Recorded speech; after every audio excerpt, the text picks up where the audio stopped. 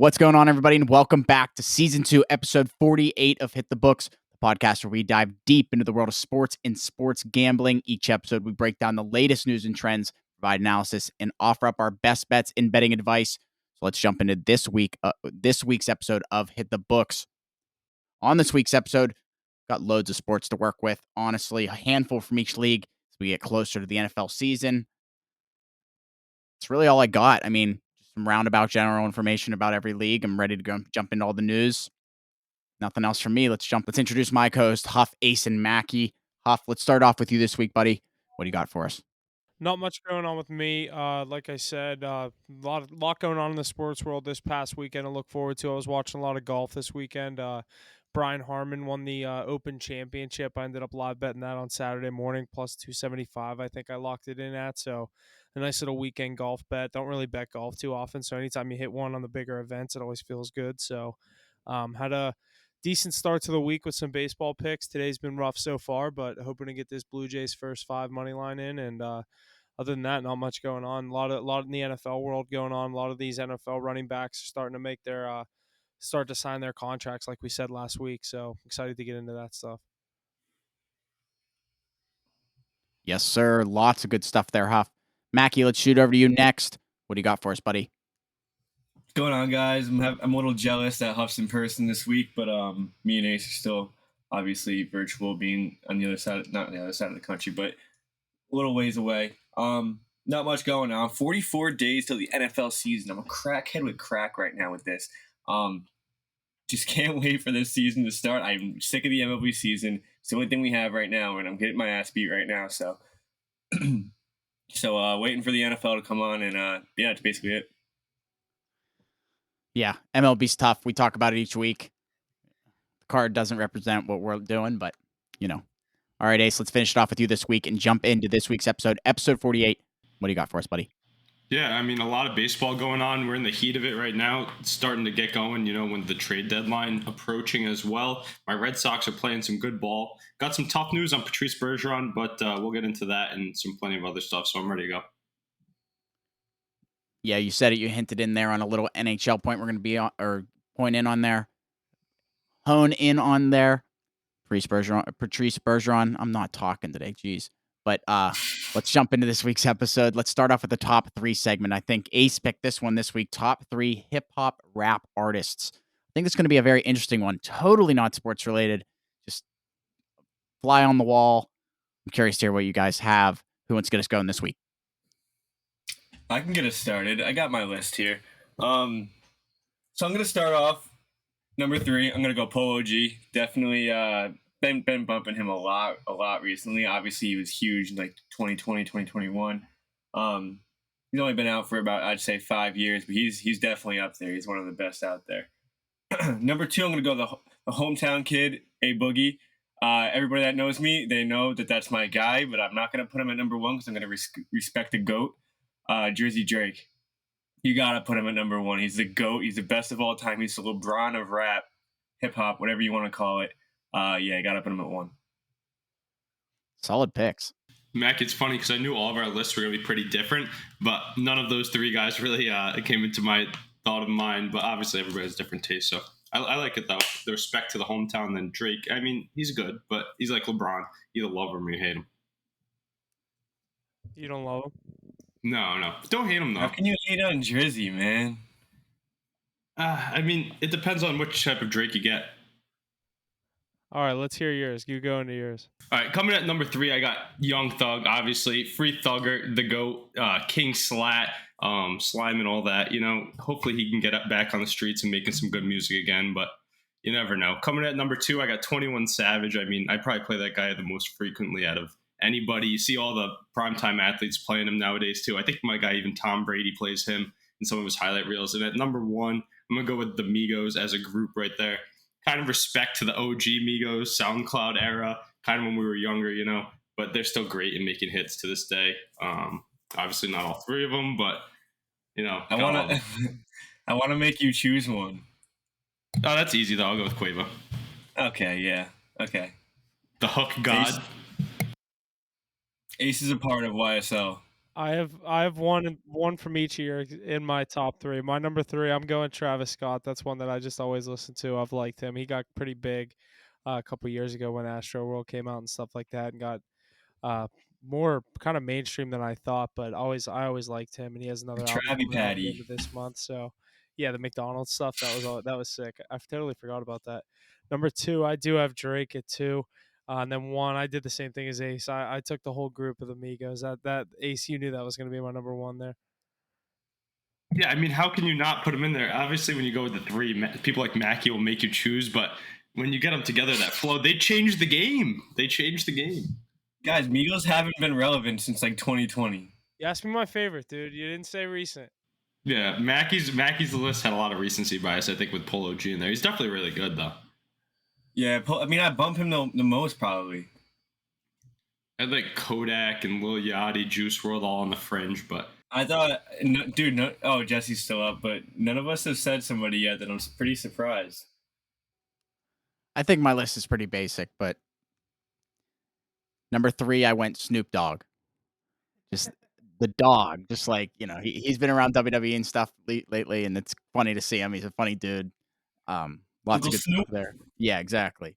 Number 2, I went Migos as well. If I had to pick one, it'd probably be Quavo. Just classic. And number 1, I did Wiz Khalifa. Pittsburgh gang. He's sticking with a Can't go duo. wrong. That's a good pick, though. He's definitely in there. If I was from Pittsburgh, I feel like he'd be in my top 3 easily as well. I don't mind the Migos pick, but I think you guys are sleeping. Quavo's I think he's the worst out of the 3. I like Takeoff the best. Take is fire and Offset. What about when you get a Quavo feature on somebody else's song? He always knocks it out of the park. Vocals, man, because he auto tunes the shit out of his voice. I love auto tune. I'll say that on the record. I don't care. Lil Uzi, Lil Yachty. Travis Scott then. No, I like Travis Scott too. I mean, come on, how can you not? The beats that they get with him too, but definitely some hype music. I mean, you see it around sports big time. Look at these guys. Migos just played at the NBA All-Star game a few years ago. I mean, definitely relevant. None of us said Lil Baby, and he's probably like, I'd say top 2 most popular right now. So he's great. He's great. He's sitting there. He's in my top 5 definitely. I listen to him a lot, but I gotta respect top 3. Yeah, Lil Baby, Lil Uzi are 2 that I listen to a lot, but I wouldn't think to put them into my upper echelon of favorites. Gunna's pretty fire too, even though he got rat written all over him. I still like him. I don't care. Yeah, wanna flow for sure. Not like I'm involved.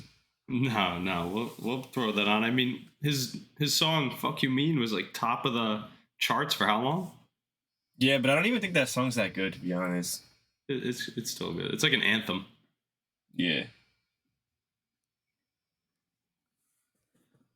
Alrighty, boys. Very good top 3 segment there. Top 3 rappers, hip hop artists. Solid picks all around.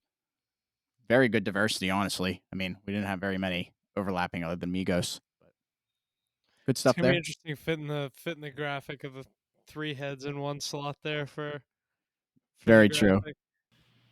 Worth it though. Alrighty, boys. Let's jump into the MLB. This week we have our power rankings just like every other week. At number 5, the Los Angeles Dodgers. Number 4, the Tampa Bay Rays. Number 3, the Texas Rangers. Number 2, the Baltimore Orioles. And number 1, the Atlanta Braves. Solid list across the board. What do you guys have to say? The Astros are taking the Rangers spot come next week. Dodgers. Oh wait, is the Rangers the top 5 or Dodgers? The Dodgers are number 5, but the Rangers sitting at 3. I mean, I don't know if they slip out, but the way the Astros are handling them, and I think they're about to steal that division. Jose Altuve and Yordan Alvarez just got activated. I know we're going to jump into that later, but I mean, this team's primed for a big jump, in my opinion. Yeah, Astros definitely sitting right on the outside, but Yordan's back now. Correct. Him and Altuve both tonight. Oh, I gotta get him in my lineup. They're both playing tonight. Correct. That's what I've been told. Oh yeah, I see. I'm just looking at the lineup now. He's at DH. Yep. Yeah, that's big for them. Look at those Rays slipping. They're so steady at 1 another.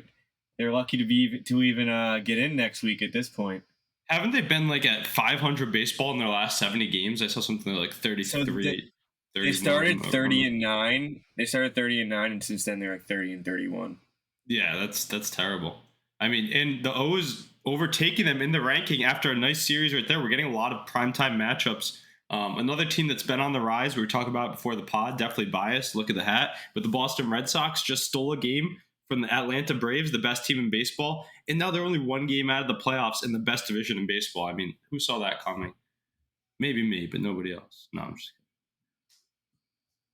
kidding. I still think they're gonna miss, but they are overachieving this year. I like the Red Sox this year. I'm a big Devers fan. Got that series win over your Mets over the weekend. Yeah, well, Excited about that one. if you didn't get that, then you guys are in trouble. The Mets, I lost all faith. Every win they get, I kind of like got a little more faith. I was like, oh, we can go on a run here, and then they get beat like 7-0 or something, or the bullpen gives up like 9 runs, and then I remember why we're in the situation we are.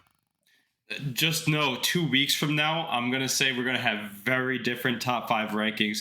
That trade deadline is going to alter everybody's lineup, and top teams are going to be shifting up that make the right moves, and those who miss out are going to fall out. I feel like someone like the Orioles is right in that boat. I think that's a solid take because there's those teams like the Orioles. Obviously, if they want to make a push. They need to go get a true piece. I mean, they're a good lineup. They're in first place in a tough division, but I think we all said that last week. None of us are taking them to win the American League this year with that pitching staff that they have. They'd have to go out and get something. They need some type of veteran presence, in my opinion. Yeah, I'm not gonna lie. I might change my opinion on them if they're steady like this and they end up winning that division. I could definitely see them coming out of the AL. I probably wouldn't pick it, but before I just kind of thought it was like one of those things where they're kind of going to slow down the second half of the season, maybe get in a wild card or something like that. But they're strong, man. They're really good. They have the hitters, and the pitching's not terrible. Yeah, I figured you were going to say that. They've been performing well, but this is my counterpoint to the Orioles argument. It's not so much their lineup and their youth. It's about that inexperienced pitching. They're playing very well this year, but guys like Bradish, Wells, I know they have Grayson up too, and they have a few other young guys. They haven't really been in those pressure situations before. Good pitchers, but I think when it comes down to it, that AL East is a dogfight. You got Huff's Blue Jays they bet on today with that nice hit. That's a team that you got to look at that's got a lot more experience in them. And then you look at the whole AL as a whole. You have the Rangers and the Astros. You have still the Yankees and the Red Sox right behind you. I mean, these aren't easy teams to keep out of the race. yeah. I've been riding this Blue Jays team the past like week or so. I haven't really been betting too much baseball. This has been a team I've had my eyes on the past week or so, and they've been good to me. Obviously, up 6-0 right now in the 6. I took that first 5 money line and.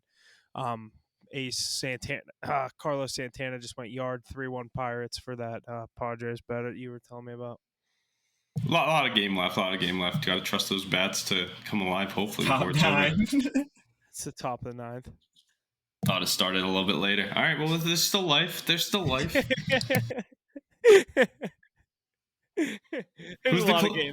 the closer for the Pirates? I don't even know who's gonna come in here. All right, that's a good thing. It'll probably be Bednar. He's healthy. Yeah, all right. Well, hopefully the Padres can figure it out, or else they're blowing that parlay after the Guards crushed today. Weird team, those Guardians. Do you think the Guardians can win that division? No, I think the Twins are hitting a stride. Twins are good. I think it's the Twins division to lose at this point. The Guardians are so pesky, though. Like, they're always sticky around. They've been in the playoffs. They have guys like Jose Ramirez, and Shane Bieber going on the IL really hurts them, but I mean, Tanner Bibby, he threw a gem the other day. That they just produce young pitching left and right. Yeah, it's definitely going to be a race. You know that division always is. But Guardians found their way out last year, so maybe they can do it again. We'll see. All I know is that's easy pickings if you get the winner of that division in the first round.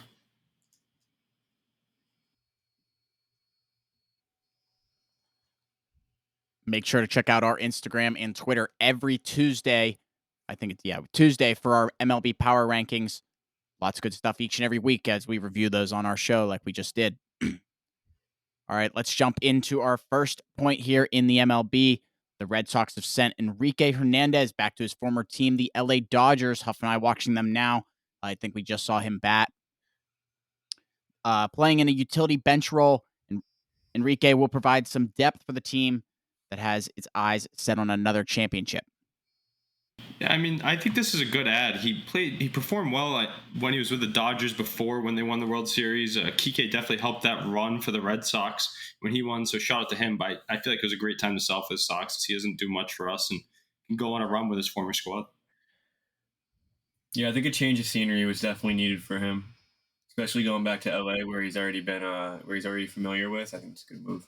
He's one of those guys that's a postseason performer too. Not that big of a news, but it's a good ad for a team that's looking for another ring.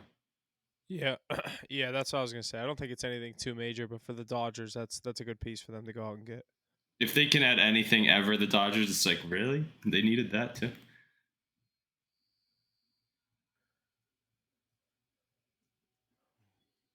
Good stuff there. Like Ace said, the trade deadline is approaching. It's 1 week away, so expect a lot more trades and for us to dive deep into those trades as they come along. The Braves turned the first triple play of the year, albeit in a losing effort to the Red Sox on Tuesday. No surprise that the Braves team continues to amaze both offensively and defensively. Yeah, truly, this Braves team is just been on top of our power rankings for the past few weeks. Definitely been in them for, I think, every week we've been doing them. But what do you guys think? I didn't actually see this play, Ace. Did you? I assume you saw this against your It Sox. wasn't a true triple play, but it goes down in the history books as one.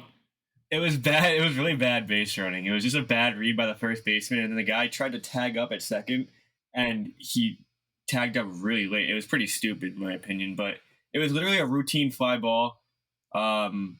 It looked like it was going to drop, I guess. Yeah, it looked like it was going to drop, but it wasn't really that close. Threw it to first, doubled them up, and then the guy at second tried tagging up to go to third, and it wasn't even close. It caught him in a rundown. Yeah, such bad base running, like Mackie said, because he was already hung up from the tag since he thought it was gonna.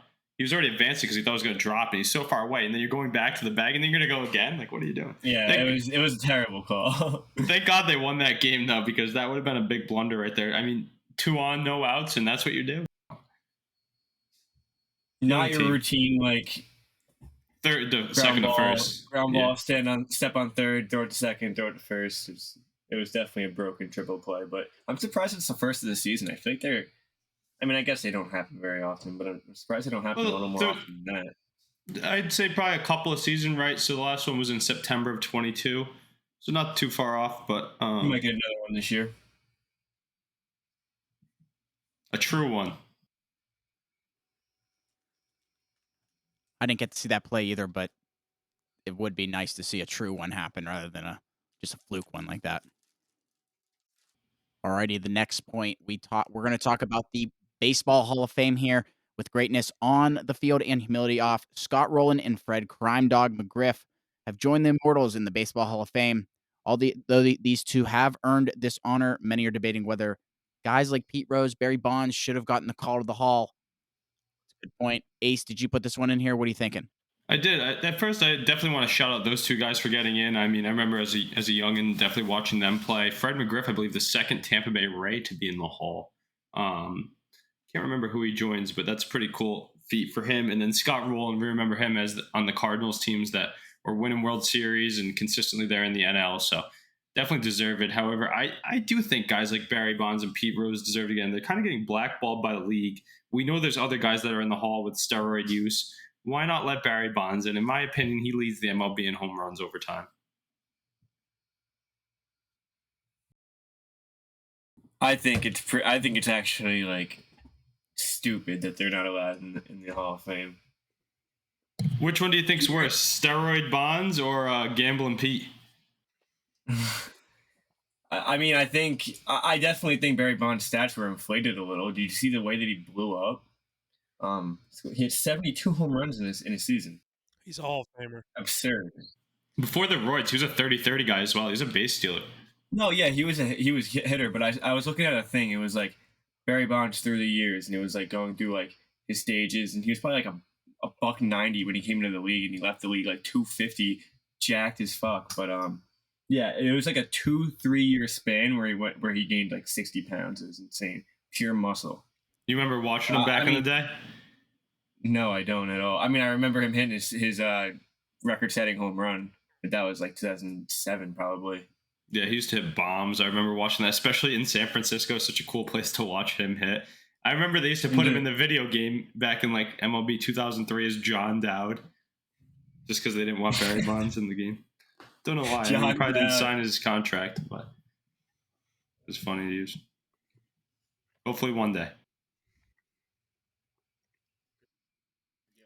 Wait, they actually wouldn't put his name in the video game? Yeah, it's like Bill Belichick and Madden, though. They just don't sign their contracts, I think. Because at the time, he wasn't like blackballed, you know? John Dowd was the go-to for MLB, though. Surprised it's not like a PA thing now. Like if the PA signs it, you got to sign it. Yeah, I know. It's crazy I how don't certain know. guys can I'm hold out. Surprised. It's crazy how certain guys hold out, though. Like, for what? You ever play with the Patriots and Madden, and Bill Belichick's never been in the game? Exactly. That's like crazy. I don't know. It doesn't make sense. Like, is that important to him? I actually didn't know that Bill Belichick wasn't in Madden. Yeah, it's always some random dude.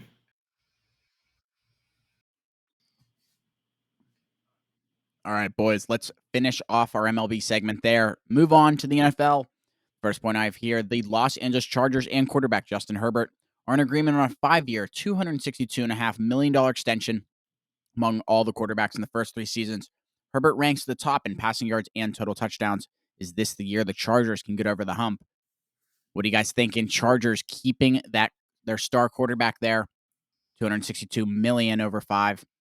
What do you guys think? Mac, you go with this one. I could see them missing the playoffs if we're being honest. Obviously, tough division, tough AFC. This is a team that, if we're being honest, I've said it multiple times, Justin Herbert has never won an important game in his entire life, and he just signed for $262 million. That includes a 30-point halftime lead that he blew in his first playoff game, I think it was. Atrocious, pretty bad, but Justin, I mean, he has all the skills. I'll say it. I've said it before. I'll say it again. He has all the pieces. He just doesn't have a clutch gene in his body. So if he can figure that part out, then I think he can be top 5 quarterback in the league. But I don't think this is a good deal. I think he hasn't proved a thing in the league. And how do you give somebody $262 million when they haven't even won a playoff game? That's a going rate for a quarterback. That's like when you have a guy that has even the slightest bit of the potential, they're going to be next up for these contracts. And like what everyone's saying now that Herbert signed this extension is, you know, who's a part of that same draft class and got drafted higher is Joe Burrow, and he's already been to a Super Bowl. So it's like we've been saying for years, like Jalen Hurts signed his deal last year. Oh, what do we think he's going to get? What do we think Burrow's going to get? Now Herbert gets this. It's like Joe Burrow's sitting there in Cincinnati just like, please let every quarterback sign before me. He's like, I'll sign last and sign before. I don't know if he's actually going to do it and sign more than everyone because he's saying he wants to win. You know, he wants to win and take the money cuts and keep everyone around. He wants to keep Jamar Chase happy. Obviously, I think he wants to try to keep T. Higgins there. Like, it's half the reason there's such an elite receiving corps. You have T. Higgins as a number 2 receiver. But, like, I don't know. It's going to be interesting. Your first contract, I'm sorry, I'm not taking a pay cut. Aaron Rodgers just took a pay cut. I understand it. You have $1 billion already. I agree. I said this. I said the same thing. My first contract, I'm not taking a pay cut. It's your first contract, dude. That's insane. I don't think and he's earned it. He's got to the Super Bowl. He's the most clutch young quarterback in the league, in my opinion, outside of Pat Mahomes. If you still want to consider him young, but this guy deserves at least $300 million if you're giving Justin Herbert $262. I'd pump the brakes on the Joe Burrow being the most clutch young QB of all time without a Super Bowl win. How is he not? Without a Super Bowl win, I'm not going to give it to him. I think Patrick Mahomes is still young. So who is? I just said only Mahomes. Only Mahomes. No one else is. Once he wins the Super Bowl, I'll give it to him. Okay, wait, I'm saying if you give the most clutch player young quarterback, who would it be? It'd be Mahomes. That'd be it. Mackie, remember my take? Maybe Lawrence. Mackie, do you remember my take after Burrow lost? Wait!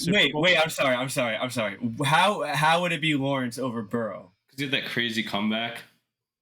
But I wouldn't give it to either of them. I just wouldn't. Personally, I just wouldn't. You said I had to pick someone. I just wouldn't dub anybody clutch until they win a Super Bowl. Personally, that's insane that you don't think clutch or like 2 playoff wins and the reason they lost, they're like the reason they lost in the playoffs wasn't like 2 picks. You know what I mean? Like Yeah, you but could lose a playoff game and it not be go back to the Tyler Huntley game when Joe Burrow relied on his defense to have a 100-yard fumble 6. He did shit against a bad Ravens team with Tyler Huntley at the helm. They escaped in the first round. That's not very clutch in my opinion. Okay, well, it's clutching your first playoff run to beat the best quarterback of the young generation. I think Joe Burrow is the clear-cut second best quarterback in the NFL. I'm not arguing. I just think that I wouldn't dub anybody clutch until they win a Super Bowl. That's personally how I feel. Mackie, what I was saying, do you remember what I said after we were talking about the Bengals-Rams Super Bowl on here? I said I don't think Burrow will get back to the Super Bowl for 5 years. I'm still standing by that. I got through 1 year. I'm going in year 2 this year. I just think the AFC is too tough. I mean, yeah, it's easy for. I think he's going to get all this money. I think he's going to get all this money, and we'll see what ends up happening with the rest of that team. I don't think that whole receiving core can stay there. I think 2 of them are gone. No, I think he'll at least be back there in the next 5 years. 5's a long time. Well, now I got 4 years. Last year was year 1. Yeah.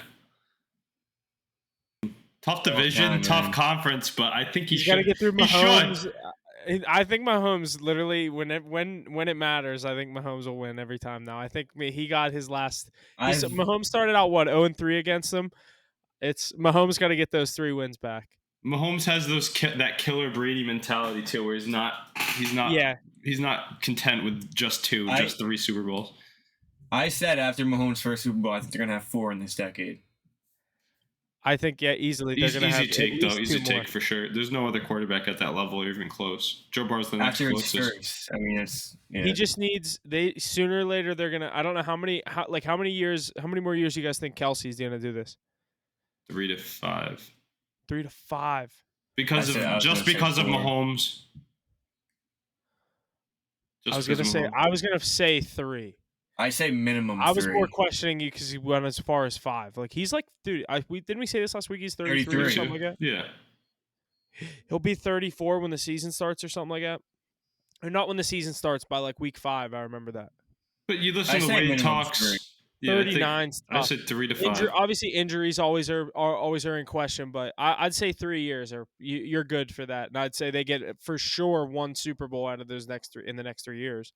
But the way that the tight end position is so weak nowadays, I mean, he's going to be the best even at an old age like that, and especially the rules now, the physicality taking out of the NFL nowadays. Do you think there will ever be a situation? Do you think there'll ever be a situation that, like, I don't know if he leaves the Chiefs? No. I was just gonna say like that he's not that good, and they kind of are like, dude, we're still trying to win Super Bowls. Like, no, he's gonna retire, Chief, because he'll have 2 more Super Bowls under his belt probably before he makes that decision. I think he's gonna play 4 or 5 more years. I'm saying, how much do you think he's gonna be? Mahomes and Kelsey. I'd say 4. I'll say 3 minimum. I wouldn't say. I don't know about 5. 5's a lot. It'll be 30. 5's a lot. 5, he's 39. No, but 38. Let's think about. I know Gronk's age very different, but because of his injury past, I'm going to compare their ends of their career to be the same. Even when they're at the end of their career, though, they're still a dominant player on the field, just because of their skill set, their hands, their savvy, their blocking, their size. And I think the only reason Gronk wasn't as good as Gronk should be on the Bucs is because it took a year. That too, injuries, but also plagued his career. But I want to get back to the Justin Herbert point real quick because I didn't get to give my take on that. Real quick, Mackie, how does someone get that money? Because the quarterback landscape in today's NFL, but also Justin Herbert deserves it. If he passes the eye test, you have all that money to spend. Why wouldn't you spend it on him? You guys went out and gave Dak Prescott a bag, but I'm sure you'd be happy to have Justin Herbert as your quarterback. There's not many young guys in the NFL who you would take over him nowadays, and he's going to be in this. I was going to use that comparison. Yeah, he's going to be in the NFL for years to come. If he left the Chargers after and didn't extend here, he would have gotten even more money, I think, because he's that good. And I know that he's in Patrick Mahomes' division, so it makes him look like he's unclutch and he plays for those Chargers who don't know how to put things together. But if he was on any other team in any other division, he'd be a perennial playoff team. He wasn't playing Pat Mahomes when he lost, but he blew a 30-point lead in the playoffs. He wasn't playing Pat Mahomes when we went over that. When he lost Week 18 to Derek Carr on his home field to get into the playoffs. How many quarterbacks are you taking over him nowadays besides anybody named Allen, Burrow, 7. Mahomes, Yeah, that's not many though. Okay, but people talk about him in a top 5 conversation. Look at the drop off. Look at the drop off after the top 8. Look at the drop off. How bad it is. I don't think okay. Him or Kirk Cousins. Okay, him he's by a little lot. better than him. It's it's not even close. Him by a lot. A lot. I like Kirk Cousins. I'm taking Herbert by far. I'm not big on this guy until he does something. I don't think that's a good comparison because the age comes into play there. Yeah, but it's not even close though. Justin Herbert, what he does on the football field, Kirk Cousins can't even dream of doing.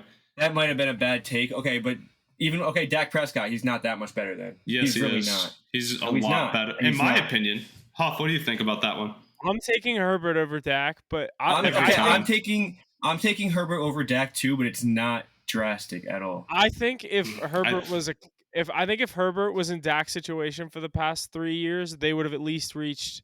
The Chargers have been better. Probably the Chargers are like a cursed team them. throughout our life. I don't know. They're like the Browns.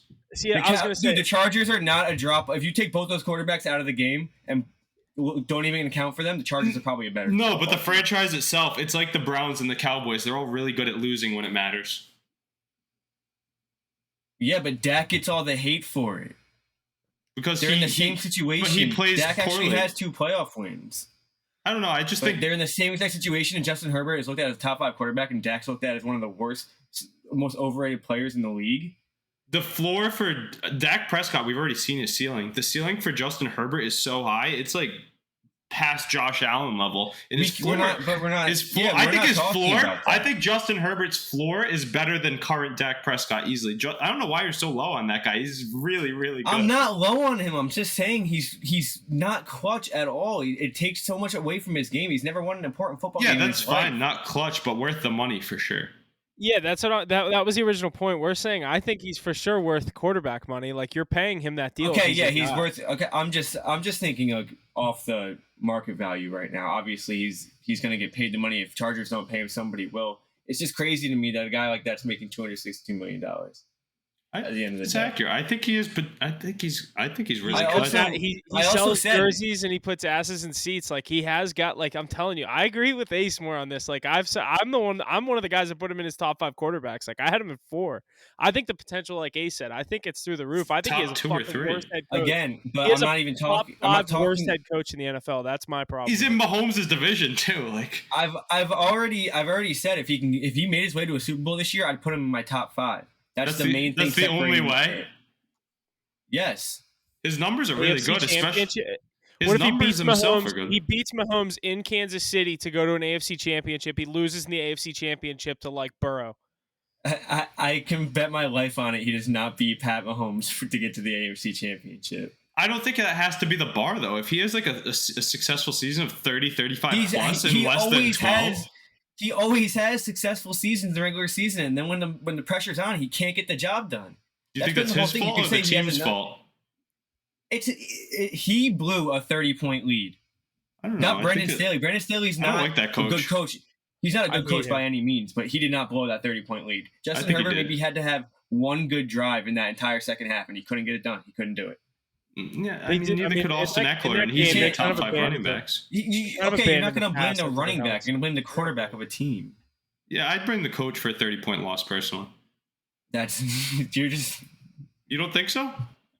That's not even close. Play calling comes into play, dude. If they totally abandon it comes into play. Oh my god, it comes who do you blame for a 30-point? I mean, yeah, you got someone's got to go out there and execute the plays. The coach can't go out there and play the game. Like someone's got to call the play. They still got to go out there and execute it. But I mean, if you totally avoid the pass game and you're trying to run all these little sweeps and dunks, try to kill clock. Like for example, the Indianapolis Colts, they had that 33-point lead this year at halftime against the Vikings. Colts completely avoided the pass game, tried to run the clock. They got 3 and out every single time. The Vikings got back on the field, scored every single time they got the ball. They won that game in overtime. The Colts only had 7 wins last year. They're not I was going to bring up that comparison too. That same exact game, I'm blaming the coach. Matt Ryan in the Super Bowl 23, I'm blaming the coach, not Matt Ryan. He was an MVP. I see both sides. So you're just taking the blame off the players so you can put the blame on the coach. He didn't play well, but I still think he's worth the money he got. I'd take him over almost everybody besides 2 or 3 guys in the NFL, and he's going to be a top 5, top 7 quarterback at least for the next 7 years. Yeah, I think he has high potential, 100%. He just hasn't shown any of it yet. But he's living in Patrick Mahomes' shadow. If you're in his division, if you're in his conference, you're not going to see the light of day. It's like Tom Brady did for the Patriots, in my opinion. See, that's what's tough for me is, like, obviously I love Russ, and, like, now he's in that division too. So, like, I like Mahomes, I like Russ. I'm not saying Herbert's up there as, like, one of my favorite players, but, like, I'd like to see them have a successful year. But there's just so many guys in the AFC that I like. Like, all the stars are in the fucking AFC. Like, that's a guy I would have liked to see him maybe kind of test the market. Like, bet on yourself. I think he was in a position he could have bet on himself, and if the Chargers aren't that great of a team, like, figure something out. Get the fuck out of there. Bednar just walked in a run in the bottom of the ninth. You have a really good chance of this going to extra innings. A lot of game left. If you walked in a run, it can get worse. There's only one out, but who's Tommy Callaway hitting? Who? Who is that? Worst case. It's 3-2, bottom of the ninth, one out. Ace is juiced. All right, you guys. Whoever he is, he's big, Ace. Yeah, youngin', I think. He's a big dude. Good stuff there, boys. Lots of good back and forth. But let's jump into these running backs. Running backs Saquon Barkley and the New York Giants come to an agreement on a new one-year deal. They'll pay him $11 million. Saquon becomes the first of the running backs holding out on a deal to sign. Where do we think the rest of them are going? How do we think the rest of them are going to end up? Who wants to start on that one?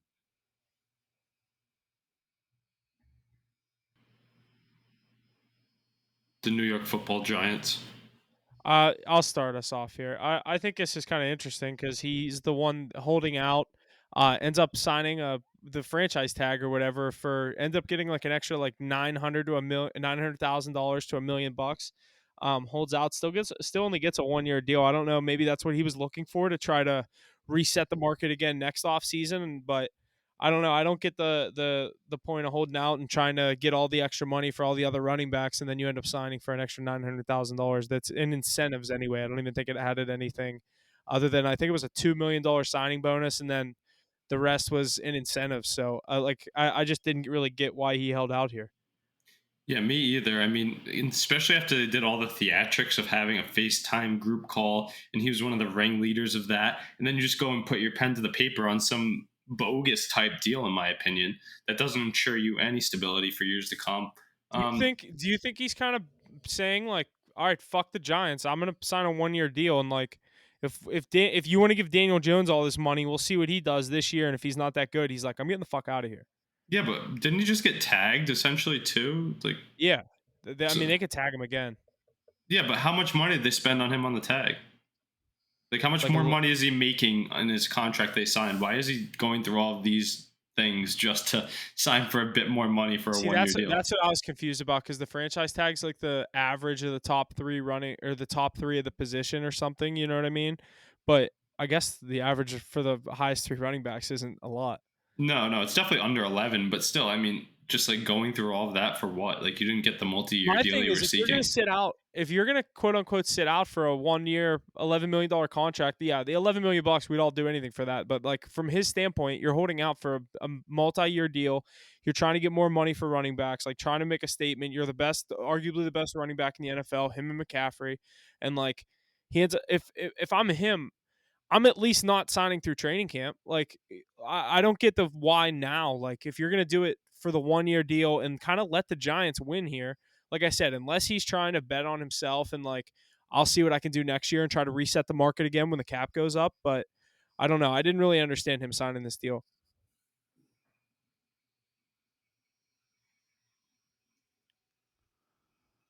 Alrighty, boys. Yeah, these running backs are definitely the hot topic right now. We'll definitely cover more on those next week and beyond that. The cornerbacks are the next topic here. Cornerback Marcus Peters is signing a 1-year deal with the Las Vegas Raiders. Upon that, Cowboys and cornerback Trayvon Diggs have come to an agreement, 5-year, $97 million contract extension. Cornerbacks up now. What are you guys thinking? Mackie, what do you think here? They locked up their guy. Yeah, I like Trayvon. I don't know if they probably should have put the money elsewhere. I know they gotta sign.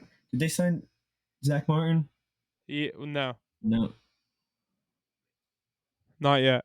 Yeah. See, like you gotta sign a guy like that, and then CD Lamb's contract's coming up too. So what are you gonna do with him? I like Trayvon though. I guess he's worth the Yeah, money. I was Somebody gonna say. if we don't pay him, somebody else will. But I was gonna say he's gonna um, get this contract anywhere else. it's gonna be interesting to see where what they do with the rest of their money though. I think it's a good deal because he hasn't even reached his peak yet. And how many years did you say it was for, Jesse? 6? 5. 5. I mean, he's going to be in his heyday for that, and he's just getting better as well. We already know he has the intangibles of being able to get those turnovers, which is so hard to do at that position.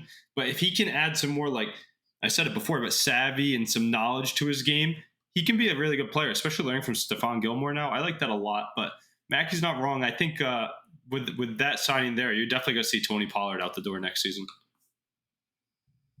Yeah, there's just not enough money to go around at this point. But yeah, I like the signing. I'm not gonna say I'm against it.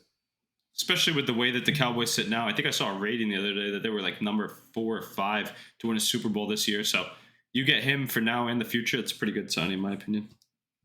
Cowboys year in and year out. and they just underachieve. Yeah, but that defense has come together. He was one of the big pieces to put it together. But now with Gilmore too, Van Der Esch, everybody's a year older. They have some guys that are going to break out, in my opinion, on that D line along with Parsons. So.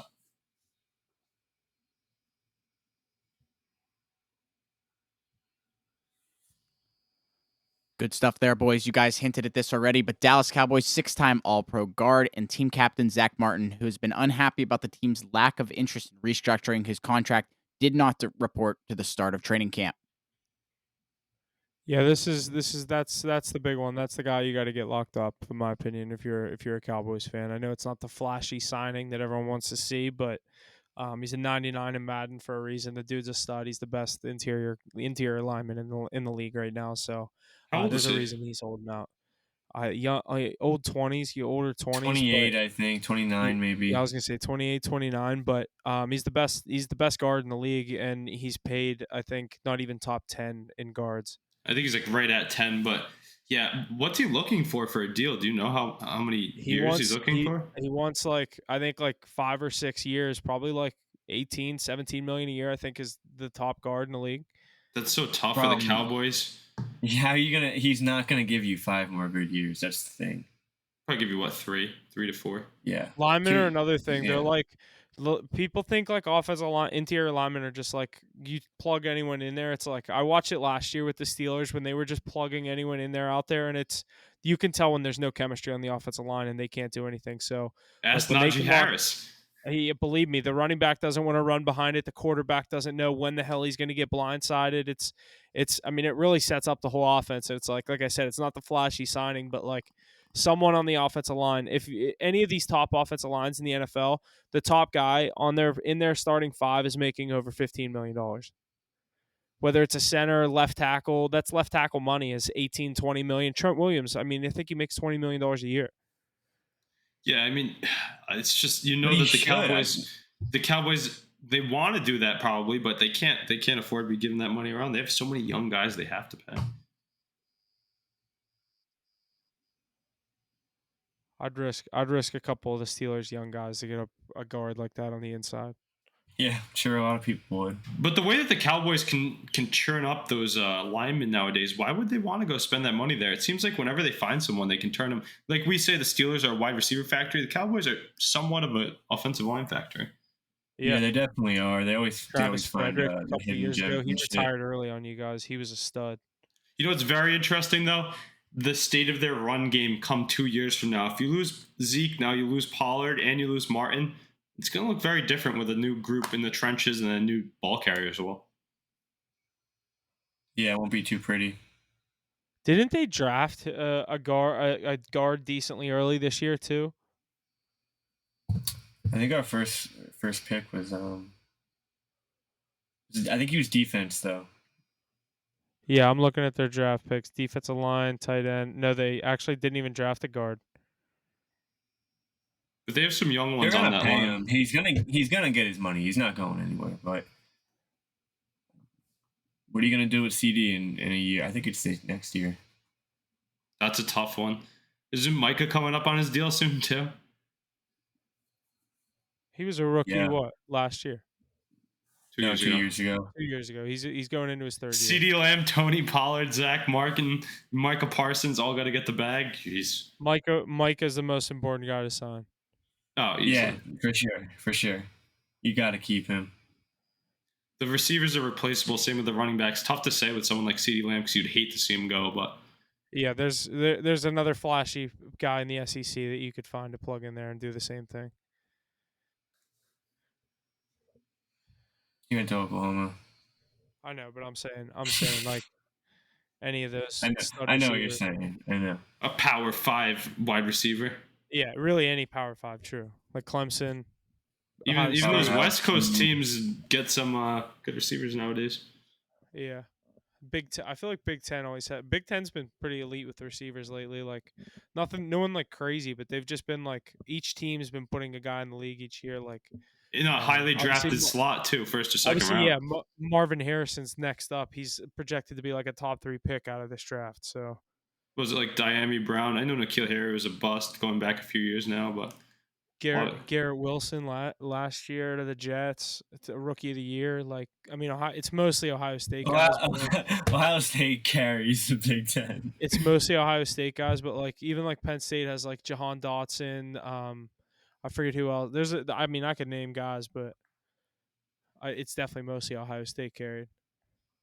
it's funny because you think Big Ten, you think tight end, right? Yeah, Chris Yeah, Olave. It's Smith Njigba. Brian Hartline in Columbus coaching up those Ohio State receivers. Shout out to the former Dolphins receiver. Yeah, he was good. Met him one time at training camp. A little slot guy, good for 8 to 10 yards every play. Yeah, he'll teach you how to get on the field, that's for sure. Yeah.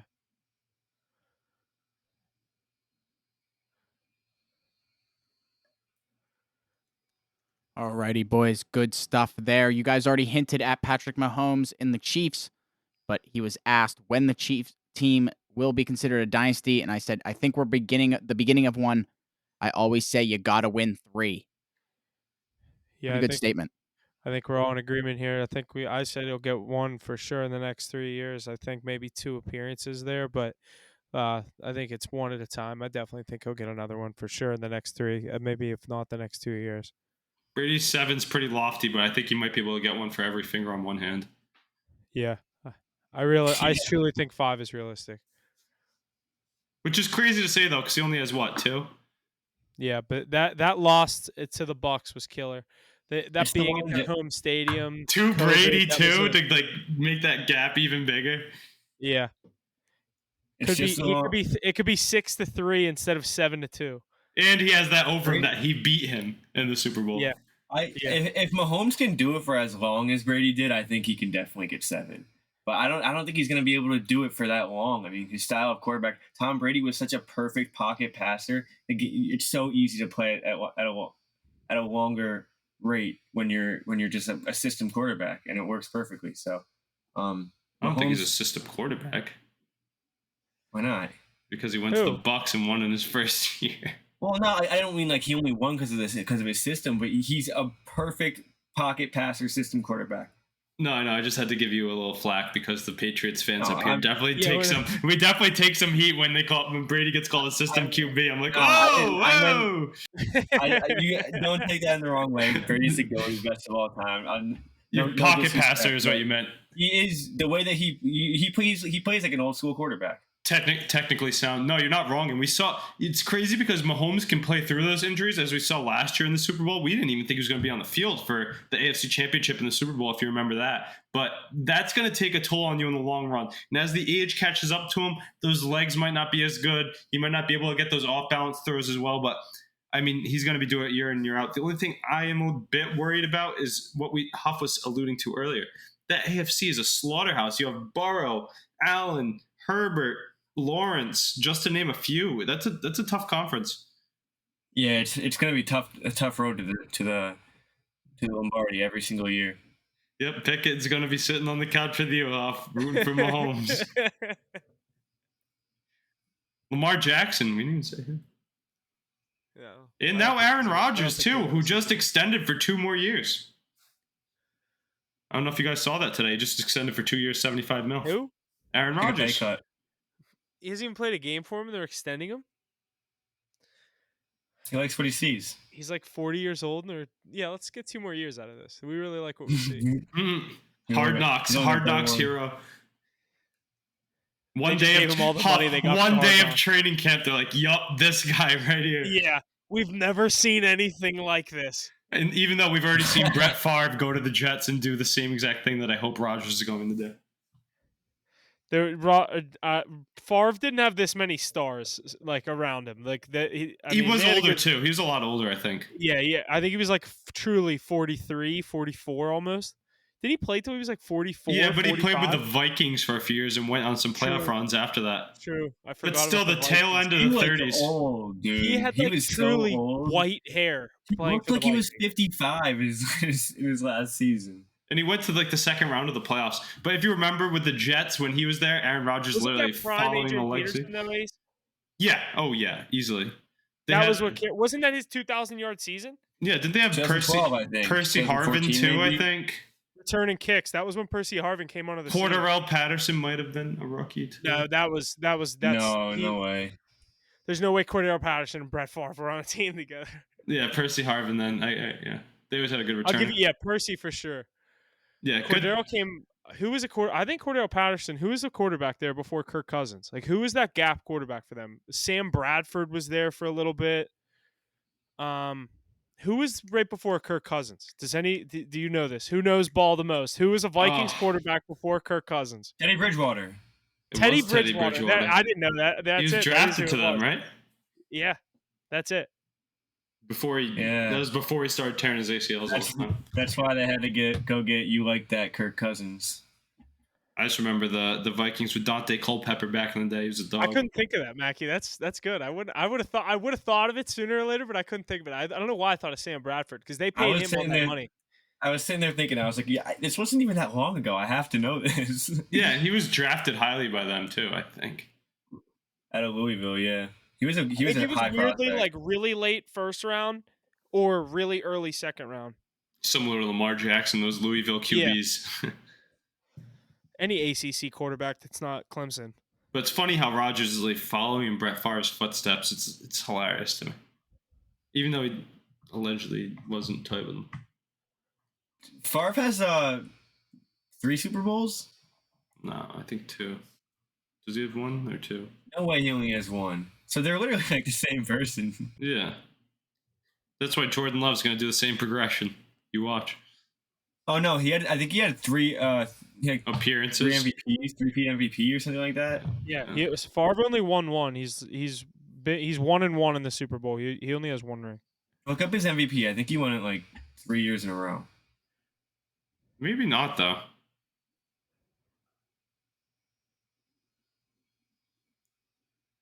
Let me see here. I'm looking this up.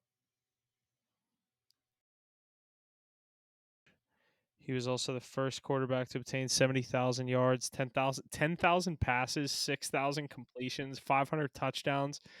That's and victories over all 32 teams. It's just because he played for fucking how many years did he play?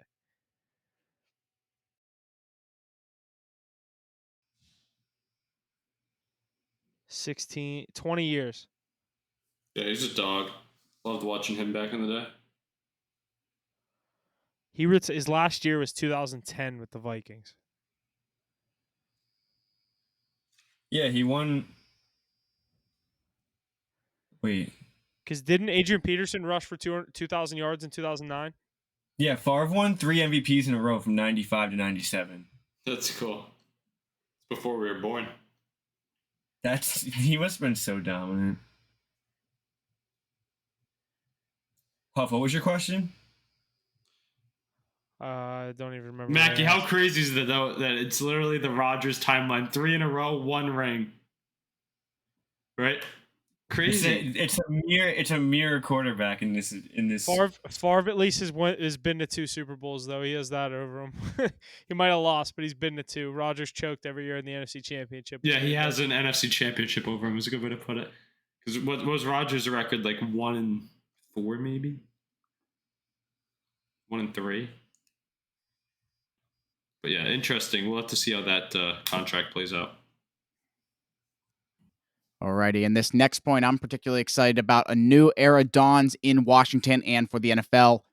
NFL owners have unanimously approved the Commanders' sale from the Dan Schneider family to a group led by Josh Harris for a record $6.05 billion. In the 24 years that Dan Schneider's family was the owner, they went through 3 team names, 2 playoff wins, 2 first-team All-Pros, and 1 FBI raid. Congrats to Josh Harris. He is now part of the 76ers, New York Devils, Crystal Palace Football Club, and now the Commanders ownership group. So very impressive resume for him. Just hopefully going to lead this team down the right path. Yeah, it'd be interesting to see what goes on with this organization. A lot of changes throughout the year, but this one's definitely for the better. And hopefully it can turn that product on the field into a better team, much to Mackey's dismay if it can come true. But I'm eager to see if they go with a name change here or something like that. Definitely going to sell a lot of merchandise, and hopefully Chase Young's healthy for this organization. If they change their name for the 4th time, 3rd time, 4 names in 4 years, 5 years? Would you be surprised though? I think if they change the name, it's truly just to get away from and wipe everything that's related to Dan Snyder. Yeah. Could be. I don't know. Is that in talks, or are you just like? Yeah, no, that's big in talks. They want to change names. They don't want anything that was related with him. Yeah, they don't want association to that. Rightfully so, though. That's disgrace to the league what happened there. And the only thing they'll keep is the colors, just like they did when they went away from the Redskins to the Commanders. Gotta keep the color scheme. But hopefully they can improve the field too, because that's one of the worst stadiums in the NFL. So I've been told they'll get a new stadium. It's in DC. There's a market. We saw when they were good. I mean, how many years ago when Kirk Cousins was there and RG3 was there? They're an electric team when they're good. I think they're a pretty cool franchise. It's just they've obviously gone to shit the past couple of years. Going to be relying on a rookie quarterback this year too. Not too high of expectations in a tough division with 3 other playoff teams in their division, but I think they can get back to their stout defensive ways. I liked them a lot. Like with RG3 there, dude, they were electric.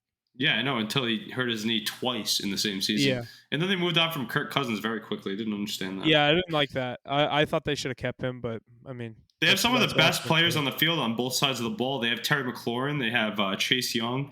So I saw something. They're the only team that hasn't had a All-Pro or first-team All-Pro in the past so many years, and the only guys that they do have are special teamers. Yeah, it makes sense. I wouldn't be surprised if Chase Young can get healthy for a full year if he can crack that list. But a lot of names on that defense: Darren Payne. I think they had Ioannidis as well. Some other ones that I'm forgetting, but that team's actually got a lot better pieces than you what's think. His name? What's that safety's name? Curl. He had a really good year Cameron year. Curl. Yeah, he's good. They have some pieces, like you said. But that's Jahan a tough Dotson, division. Tough division. Brian Robinson. If they, I don't love Sam Howell quarterback, but I don't really know what you're going to get out of them. So, yeah. I guess they'll wait and see. I think they're going to be big in the free agent market for a quarterback. Not obviously this year, next year. If they don't get anything out of him, they might get a high draft pick. If they get a high draft pick, I think they'll go quarterback. If not, if it's kind of like a middle of the pack season, I think they're going to be big in the race for a free agent quarterback next year. Because I don't think that team is far off from winning. The NFC is not that great. I mean, they are in a good division, like you said, with the Cowboys, with the Eagles. And the Giants. The Giants are there too. True, but I truly think if the Giants lose Saquon, I think that script flips pretty quick. I know we say running backs don't really do too much, but I don't know. I just think Daniel Jones takes advantage of having him in the backfield so much that I really think the Giants run through Saquon. So I think if he leaves, that's a big if because he just signed a 1-year deal. But I don't know. I think this Commanders team has pieces. And like I said, the NFC isn't the greatest, but that division is tough. Yeah, I think honestly the way, to me it looks, at least with that roster, they have a lot of these good young pieces, but they're not splurging on any veterans or free agency moves. They're sticking with the young guys and seeing what they got because they know that the Cowboys and the Eagles are all in right now. Giants, like you said, they could be in shambles if guys leaves, but they're all in right now to win Super Bowl. So you got to think a few years down the road when those Commanders hit their stride and they build up with some assets through the draft, that's going to be their time, in my opinion. I honestly thought the Commanders were in serious play this year to get Rodgers or Lamar Jackson. Yeah, I thought Lamar Jackson, if anything, but not surprising that they're not spending right Sam now. Howell. Such a tough division. They're not spending right But now. like I said, I think they're doing exactly like I said. I think they were like, we're not really willing to spend the money on an older quarterback or someone that could get hurt like Lamar Jackson. They're like, let's see what happens this year. We might get a high draft pick and take Caleb Williams if Sam Howell is really that bad, or Drake May, whatever his name is at North Carolina, or they might just try to spend the money elsewhere on a free agent quarterback and draft a lineman for him or something like that. You know what I mean? I don't think it's a bad route because you're not winning that division this year. No, they're not even really in talks. I'm saying even if they had like I guess if they had Lamar Jackson, they were immediately in play to win that division. But I'm saying like I don't think the Commanders get as much hype as the Jets get if Rodgers goes there. Do you think they would have a chance if they did add Lamar? I don't think so. I do, but if he's on the field, Better obviously. chance of the Giants. That defense is actually really good, but I definitely think they would have had a better chance than the Giants. Yeah. Dude, Giants are gonna be scary this year. I think. I thought the Giants had the most fraudulent season of all time. People are so high on Daniel Jones, but I rode the Giants so hard last year. They still want a playoff game. Yeah, no, I know. I just don't think they're a good team.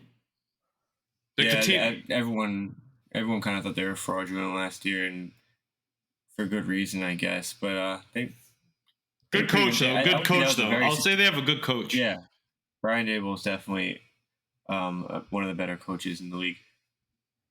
That's what Herbert needs. A guy like Dable. Yeah, switch Herbert and Daniel Jones, and Herbert's gonna have an insane. He'd be in the playoffs every year.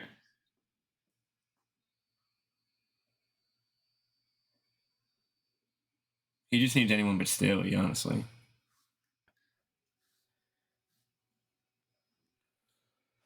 Good stuff there, boys. And let's round out this NFL segment with our positional rankings on the defensive side of the ball. Today, we're going to take a look at top 5 safeties coming into this new season, 2023. Curious here what you guys got. Who wants to get us going here? I'll start us out here. I did this kind of off the dome, just kind of thinking of names in my head. So there might be a couple I left out, but these are probably my top 5 personally. I don't know if they're necessarily going into this year, but Tyrann Mathieu, my number 5. Guy I've always liked throughout his career. Now down in New Orleans, I think he's really helping hold down the secondary in that New Orleans defense. Number 4, I'm going to have Justin Simmons, my guy out in Denver. I think he is a pretty good spot to have in this top 5. I think I wanted to get him in there somewhere, but I thought he's one spot ahead of the Honey Badger at this point of his career. So I'm going to go Justin Simmons at 5. Number 3, I got Budda Baker in a tough situation down there in Arizona on a tough team. We saw the videos last year, him, coaching them up during the Hard Knocks videos. He just wants to win, and I don't really think you're going to have too much winning this year in Arizona, but I got Budda Baker at number 3 for safeties. Number 2, I got Derwin James out there with on the other side of the ball of Justin Herbert. We keep bringing him up. So I got Derwin James at number 2. We saw him flip Kelsey, the one that's kind of his big highlight play.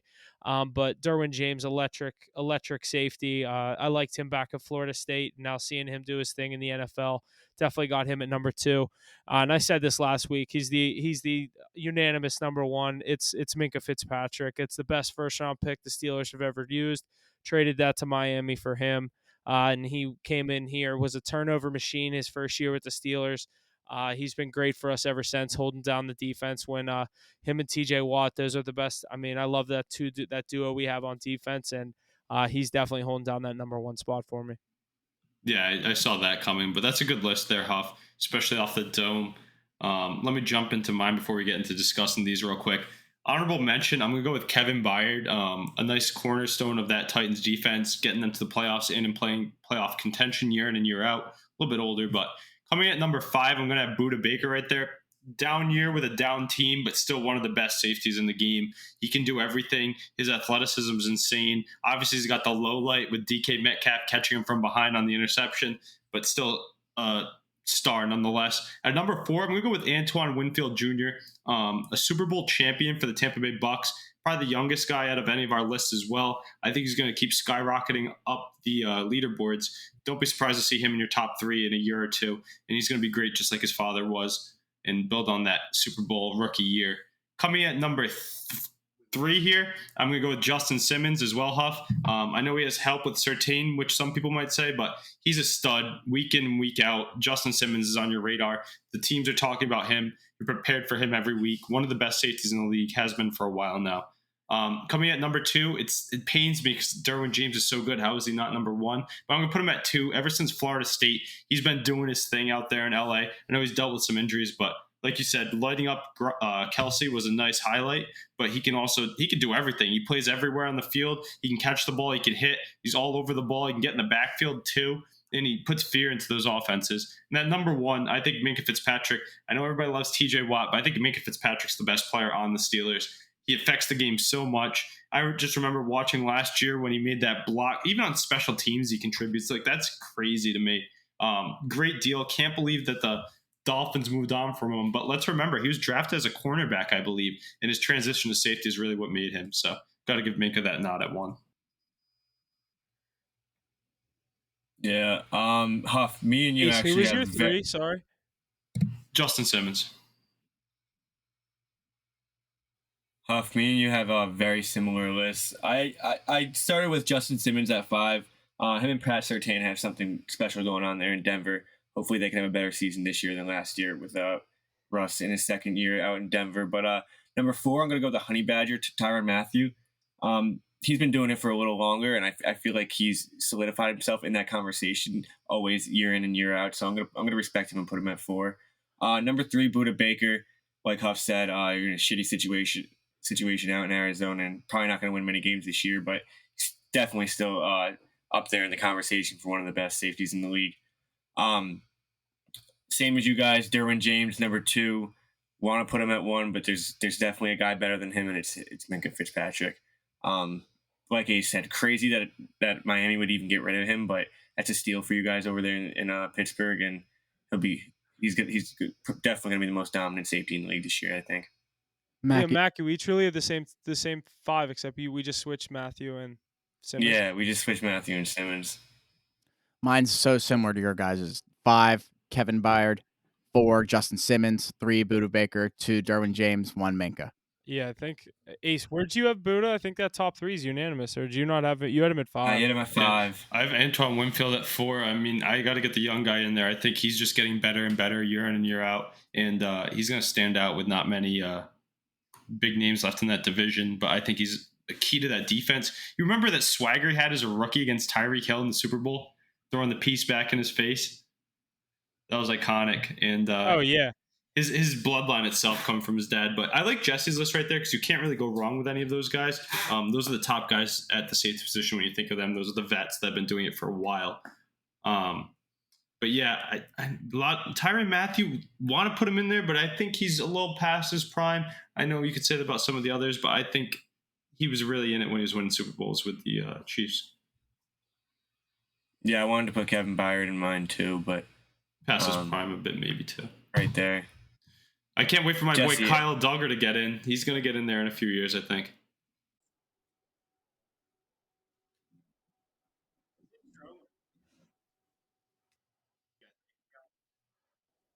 Alrighty, let's keep our wheels rolling to the NHL. Patrice Bergeron announced his retirement from the NHL on Tuesday. Bergeron played all 19 seasons of his NHL career for the Boston Bruins after being selected in the second round, number 45 overall in the 2003 NHL draft. He finished his career with 1,040 points, 427 goals, 613 assists in 1,294 games, and was voted the Selk Trophy as the best defensive forward in the league, a record of 6 times, including last season. Huge congrats to Bergeron on a great career, Stanley Cup champion. Lots to look forward to there. Let's go over to our Boston Bruins correspondent, Ace Ventura. What do you got for us, Ace? Bergeron's retirement. Yeah, I mean, this is definitely disheartening news. I kind of saw the writing on the walls. We thought it was his last run last year. He played on that $1 million discount. Obviously, he won the Selke, and he had a great season, great career. But he's got a young family. He debated going home with his father's health and whatnot last year. And we know how much of a grind the NHL season is. So definitely earned his rights. We're going to see 37 in the rafters next season, which will be great. Got us that cup back in 2011. Got to shout him out for that.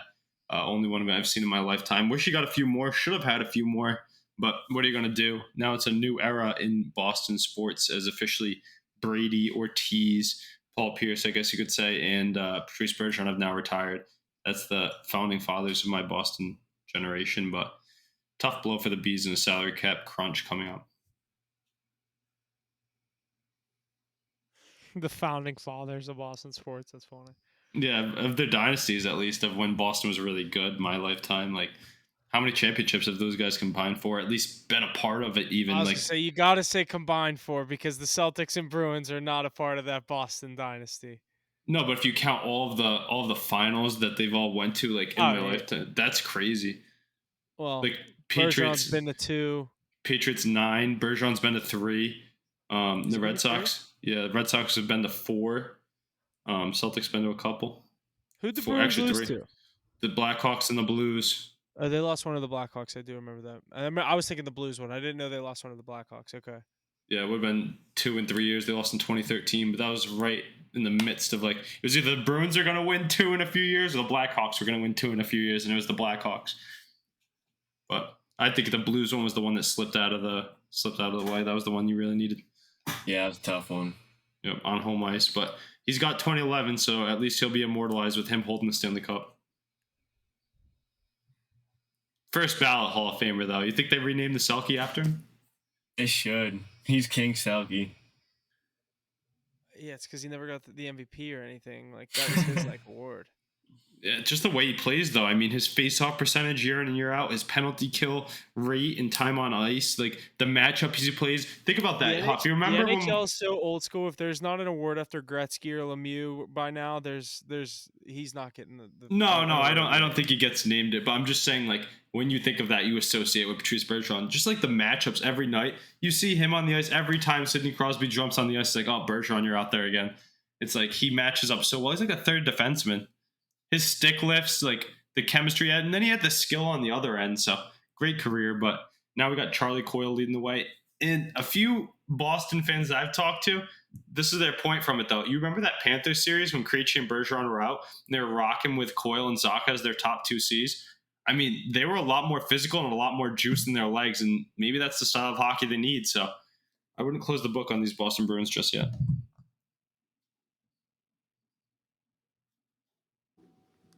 Looking forward to a solid NHL season coming up. But I have another point here. A tweet went out that was talking about the debate between Patrick Kane and the Penguins' Evgeny Malkin. It's listed their accomplishments throughout their careers, 3 cups each, Calder piece, and so on. Malkin then commented Patrick Kane's number 88 on the post. So we all know he's a good guy, tries to have a good time on social media and stuff. I thought it was real funny, as well as I think that's a very good debate, Kane and Malkin.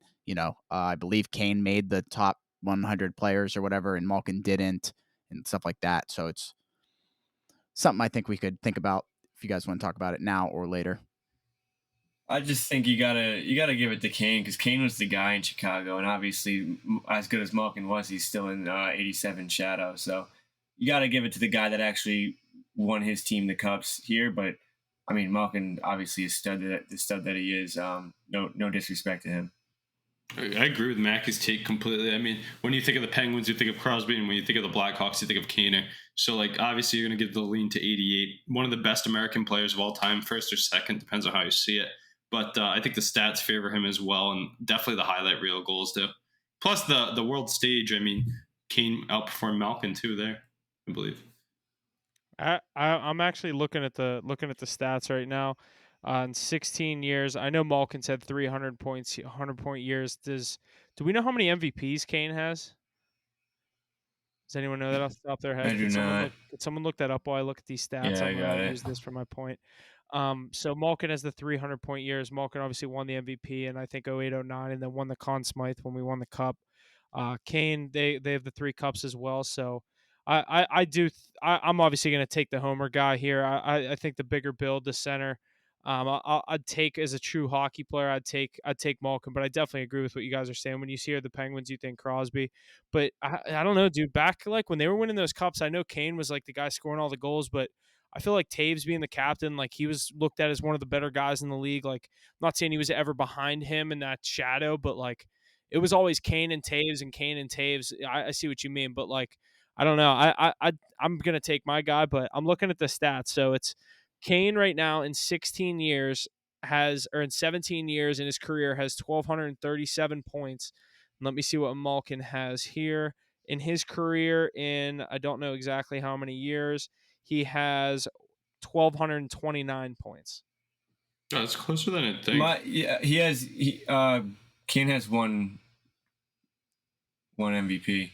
But He has one. my only argument is that I personally don't think that the Penguins have 3 Stanley Cups in his career without Crosby. Oh, no shit. Yeah, no shit. But even if you plug in like, I agree. Yeah. well, but I'm saying even if you, I don't think you're like, I mean, I guess if you could say if you take Taves out of that Chicago team, but I just think that Kane would have more success alone rather than Malkin would have without Crosby. You remember how good he was back in his heyday? Like those hands, the commercials he had, the highlight reel goals. I mean, he's the reason that all the guys nowadays that are super skilled wear 88, and he changed the game for Americans as a whole, in my opinion. Like if you switch Taves and Crosby, that Blackhawks team.